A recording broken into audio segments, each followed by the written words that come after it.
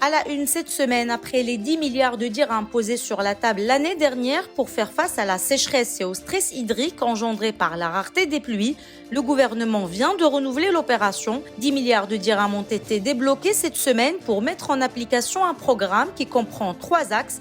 La protection du capital animal qui va bénéficier d'une enveloppe de 5 milliards de dirhams à travers la subvention de l'orgue et des aliments importés destinés au bétail et à la volaille. 4 milliards de dirhams seront dédiés aux filières agricoles pour subventionner les prix de certains intrants comme les semences et les engrais.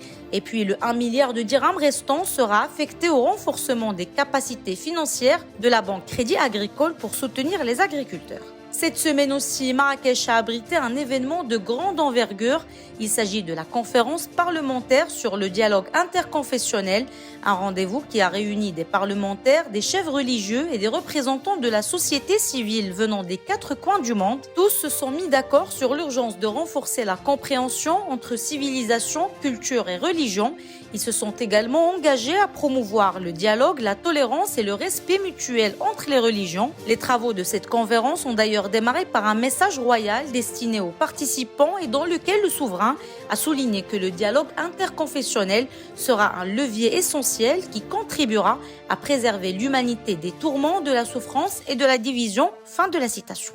Et puis, bonne nouvelle pour les voyageurs nécessitant un visa pour entrer dans l'Union européenne. Tout va bientôt changer pour eux puisqu'un accord sur la numérisation de la procédure a été trouvé cette semaine. La démarche sera plus facile, moins chère et plus rapide. Seules les personnes qui ont un nouveau passeport ou celles qui font la demande pour la première fois qui doivent se présenter en personne au consulat.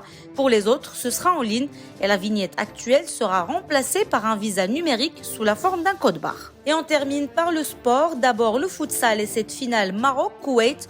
Double tenant du titre et grand favori, les Lions de l'Atlas visent un nouveau sacre de Coupe arabe, eux qui ont été largement supérieurs à tous les adversaires qui se sont retrouvés face à eux lors de cette compétition qu'organise l'Arabie Saoudite. Pour les autres Lions de l'Atlas, les demi-finalistes de la Coupe du Monde 2022, ils vont clôturer ce week-end leur rassemblement du mois de juin. Après le nul blanc face au Cap-Vert en amical, les hommes de Walid Regragui sont partis en Afrique du Sud pour affronter les Bafana Bafana en match officiel cette fois-ci, mais sans véritable enjeu, puisque les deux équipes sont déjà qualifiées pour la CAN 2023, prévue en Côte d'Ivoire. Plus d'informations sur lebrief.ma.